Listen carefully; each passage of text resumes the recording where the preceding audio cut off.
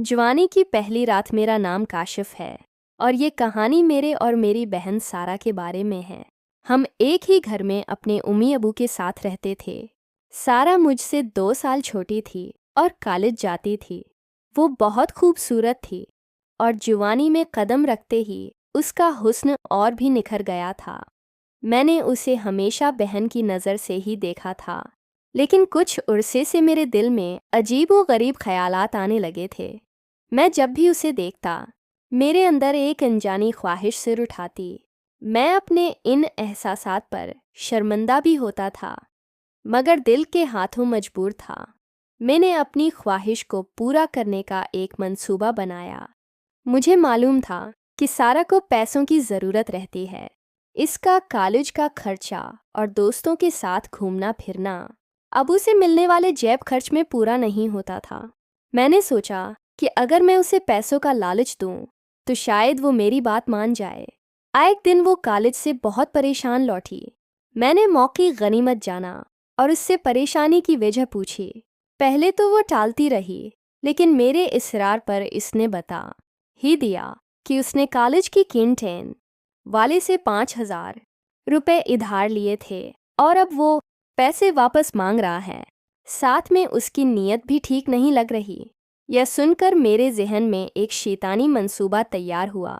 मैंने उसे तसल्ली दी और कहा, फिक्र मत करो, मैं हूं ना, हम कोई हल निकाल लेंगे।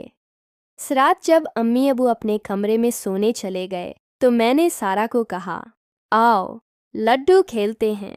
वे हैरान हुई, लेकिन बोरियत की वजह से मान गई। मैंने कहा, ऐसे मज़ा नहीं आएगा, शर्त लगाते हैं। आस ने हिंसते हुए कहा, ठीक है, मगर मेरे पास पैसे नहीं हैं। मैंने कहा, कोई बात नहीं, अगर तुम जीते तो मैं तुम्हें 5,000 रुपये दूंगा, और अगर मैं जीता तो तुम्हें मेरी एक शर्त माननी होगी। पैसों का सुनकर इसकी आंखों में चमक आ गई। इसने फौरन हामी भर ली, ये सोचे बगैर कि मेरी शर्त क्या हो सकती है। पहली शर्त हमने 500 वाली लगाई, तो पहली गेम में जीत गया। सारा कहने लगी, भाई इस दफ़ा 1,000 वाली लगाते हैं, और 1,000 वाली भी मैं जीत गया। सारा कहने लगी, भाई इस दफ़ा 2,000 वाली लगाते हैं।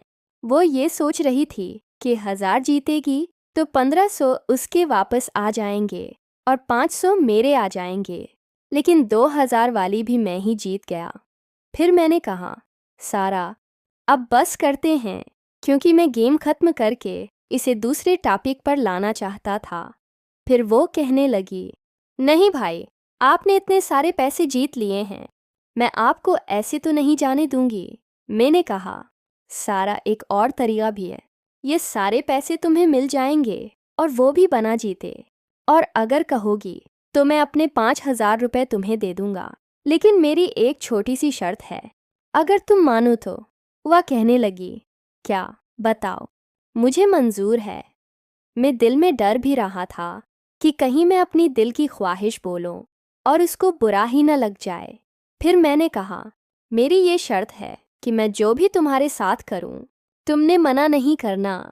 वह मुझे कहने लगी, क्या मतलब, तुम क्या करोगे मेरे साथ? मैंने कहा, जो भी मेरा दिल करे, वो शायद समझ ही में उससे कोई सज़ा दूंगा। तो वो कहने लगी, हाँ हाँ, मुझे सज़ा मंजूर है। फिर मैंने उसे बताया कि मैं ये करूँगा। फिर वो कहने लगी, क्या कहना चाहते हो? काशिफ भाई खुल के बोलो, मुझे कुछ नहीं समझ आ रही, आप तो लड़कियों की तरह शर्मा रहे हो। मैंने कहा, सारा, तुम्हें अगर पैसे वापस चाहें, बल्कि मेरे पास जो 12,000 रुपये हैं, मैं आधे तुम्हें दे दूँगा, अगर तुम ये शर्त मानने के लिए तैयार हो। तो वो कहने लगी, बताओ, पहेलियाँ मत बूझो। मैंने कहा कि मैं तुम्हारे साथ वो वाला खेल खेलना चाहता हूँ जो मियाँ बीवी खेलते हैं। फिर वो कहने लगी, ये क्या कह रहे हो काशिफ भाई, आप मजाक कर रहे हैं, ऐसा कैसे हो सकता है? मैंने कहा, सारा, हो सकता है अगर तुम चाहो तो, और वैसे ये कोई बड़ी बात भी नहीं है। वह कहने लगी, देखो, तुम मेरे साथ लड्डू खेलो, मैं अपने पैसे इसी तरह जीतूंगी जैसे मैं हारी थी। मैं तो समझा था कि शायद अगर मैं यह बात सारा को बोलूँगा तो वो गुस्सा करेगी, लेकिन वो तो बिल्कुल भी गुस्सा नहीं कर रही थी। वो तो ऐसे महसूस करवा रही थी जैसे मैंने कोई आम सी बात बोल दी हो। फिर वो लाडू सीधी करने लगी और गोटियां सेट करने लगी। कहने लगी, चलो चलो खेलते हैं। मैंने कहा, सारा छोड़ो, मान जाओ, तुम्हारे 3500 भी दे दूंगा। मैं 5000 तुम्हें और भी दे दूंगा।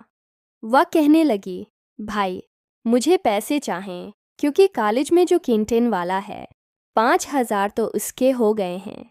मैंने उसको देने का वादा किया था।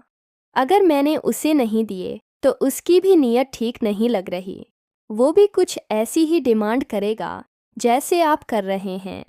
फिर मैंने कहा, सारा, इसकी कैसे जुर्रत हो सकती है कि वो 5000 रुपये के लिए तुम्हें ऐसा बोले। वह कहने लगी, इसमें क्या बड़ी बात है, बोलने वाले तो बोल देते हैं। वो तो मेरा काम है कि इसकी शर्त मानो या ना मानो।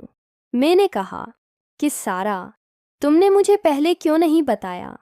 मैं उसकी कॉलेज में शिकायत करता, मैं उसको वहाँ से निकलवा दूंगा। फिर सारा कहने लगी, नहीं नहीं भाई, वो तो मेरी मछली है। मैं तो उसे बेवकूफ़ बना के खर्चा पानी निकालती रहती हूँ। वो मेरे पीछे लट्ठू है।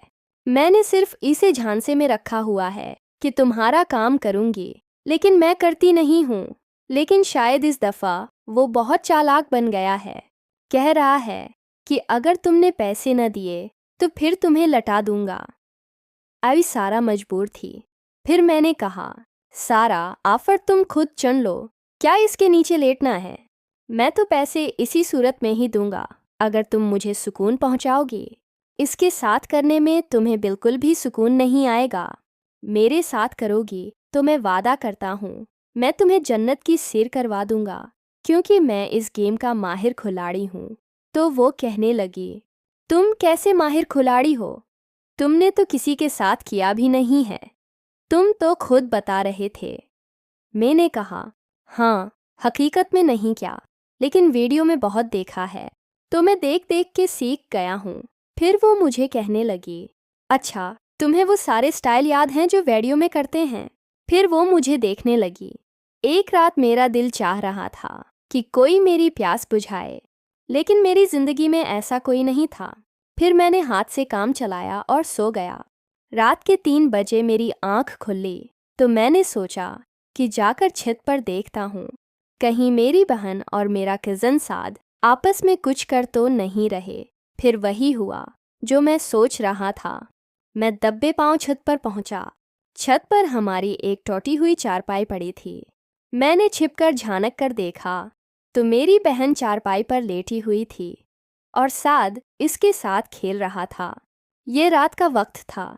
मैंने सोचा कि मैं वीडियो बनाऊं ताकि बाद में ये मेरे काम आ सके। मैंने अपना मोबाइल का कैमरा ऑन किया तो वीडियो धुंधली आ रही थी क्योंकि हमारी छत पर इतनी रोशनी नहीं थी। फिर मैं उन दोनों को काफ़ी देर तक देखता रहा। इधर से मेरा शेर भी जागा हुआ था और वो भी दीवार में टिकरे मार रहा था।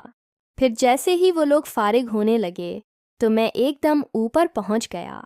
मेरी बहन ने मुझे देखा तो वो एकदम घबरा गई और अपना सब कुछ समेटने लगी। साद भी वहां से भागने लगा। मैंने कहा, सईद रख जाओ, रात काफ़ी है, घर में शोर होगा, उम्मी अबू जाग जाएंगे और तुम्हें पता है कि असद गुस्से का तेज़ है। सईद रख गया। साद और मेरी बहन दोनों मेरी मनते करने लगे और मेरे पांव पड़ गए। मेरी बहन कहने लगी, भाई, तुम्हें खुदा का वास्ता है, किसी को मत बताना। और सईद भी एक तीर से 2 शिकार करना चाहता था। मेरे दिमाग में एक आइडिया आया कि क्यों ना मैं साद की बहन सारा को, जो कि बहुत खूबसूरत थी, इसके लिए सईद को ब्लैकमेल करूं।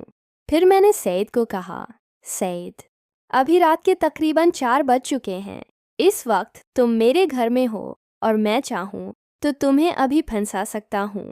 वो कहने लगा, हाँ असलम भाई, मैं जानता हूँ आपका एहसान होगा। मैं सारी ज़िंदगी आपका एहसान नहीं भूलूंगा। ये मेरा राज रखें। फिर वो कहने लगा, इस्लाम भाई, मैं यहाँ आना ही नहीं चाहता था। आपकी बहन ने बहुत मजबूर किया है। चाहे तो पूछ लें। फिर सारा कहने लगी, हाँ भाई, मैंने ही उसे बुलाया है। फिर मैंने उससे कहा, तुम चुप हो जाओ, मैं तुमसे बात नहीं कर रहा। मैं अभी साथ से निमट लूं, इसके बाद मैं तुमसे बात करता हूँ। पहले तो इन दोनों को मैंने खूब डराया। मैंने कहा, यह हो जाएगा, वो हो जाएगा, और वो दोनों बहुत ज़्यादा डर गए। फिर मैंने कहा, सारा, तुम रखो। मैं साद को थोड़ा साइड पर ले गया। मैंने कहा, सैद, मेरी बात सुन, मेरे दिमाग में एक आइडिया है। अगर तुम मान जाओ तो तुम्हारा काम भी होता रहेगा और मेरा भी। वो कहने लगा, क्या? मतलब इस्लाम भाई, आप क्या कहना चाहते हैं? खुलकर बोलें। फिर मैंने कहा कि मैं सईद ही बात करता हूँ, घुमा फिराकर बात करनी मुझे नहीं आती। तुम्हारी जो बहन है सारा, मैं उसे पसंद करता हूँ। तुम मेरी सेटिंग इससे करवा दो और तुम्हारा जब दिल चाहे, बल्कि मैं खुद तुम्हारी मदद करूँगा, सारा से मिलते रहना। फिर वो कहने लगा, इस्लाम भाई, वो मेरी बहन है, मैं उसे ऐसे कैसे कह सकता हूँ? आप खुद से सोचें। मैंने कहा, हाँ, मुझे पता है वो तुम्हारी बहन है। मैं कौन सा तुम्हें कह रहा हूँ कि उसको यहाँ ले आओ। बस मेरे लिए सेटिंग करवा दो, वो मेरे लिए रास्ता आसान कर दो, बाकी काम मैं खुद कर लूँगा। उसने कहा, इस्लाम भाई, आप ये काम मुझे न बोलें। मैंने कहा, बेटा फिर तो रख, मैं अभी असद और उम्मी अबू को उठाकर लाता हूँ, तुम्हें भी पता चलेगा कि इस घर में ऐसे कैसे आते हैं। वो पहले बहुत डरा हुआ था, फिर वो मान गया, कहने लगा, अच्छा अच्छा ठीक है इस्लाम भाई, मुझे एक दिन सोचने का वक्त दें, मैं खुद आपको बताऊंगा। मेरे पास भी उसके अलावा कोई ऑप्शन नहीं था। मैं अब इन दोनों को पकड़वा तो नहीं सकता था, क्योंकि सारा के साथ मैंने भी करने थे और ये बहुत अच्छा मौका था जिसका मैंने फ़ायदा भी उठाया। इसने हामी भर ली और वो अपनी बहन के साथ मेरा रिश्ता हमवार करेगा। फिर मैंने सारा को कहा, उसको नीचे छोड़कर जल्दी ऊपर आओ, मैं तुम्हारा इंतज़ार कर रहा हूँ। हाँ, गेट आराम से खोलना, कहीं अबू जाग न जाएं। फिर सारा चली गई साद को नीचे छोड़ने और फिर मैं ऊपर इसका इंतज़ार करने लगा। मैं सोच रहा था कि अब सारा वापस आएगी और मैं उसी चारपाई पर इसकी लूँगा। अब मैं तरीका सोच रहा था कि किस तरीके से करूं। मुझे खड़े हुए 10 मिनट गुजर गए थे, सारा अभी तक नहीं आई थी। मैं परेशान हुआ कि सारा क्यों नहीं आई। मैंने कहा, अच्छा 10 मिनट मज़ीद इंतज़ार करता हूँ, क्योंकि वो घबराई हुई थी, शायद रिलैक्स होने के लिए नीचे बैठ गई है। लेकिन मैं आधा घंटा खड़ा रहा, वो नहीं आई। मैं समझ गया था कि सारा ने मेरे साथ गेम की है, वो आएगी भी नहीं। मुझे शदीद गुस्सा आ रहा था। सारा, ये पहले तो मैंने सोचा कि जाकर उसको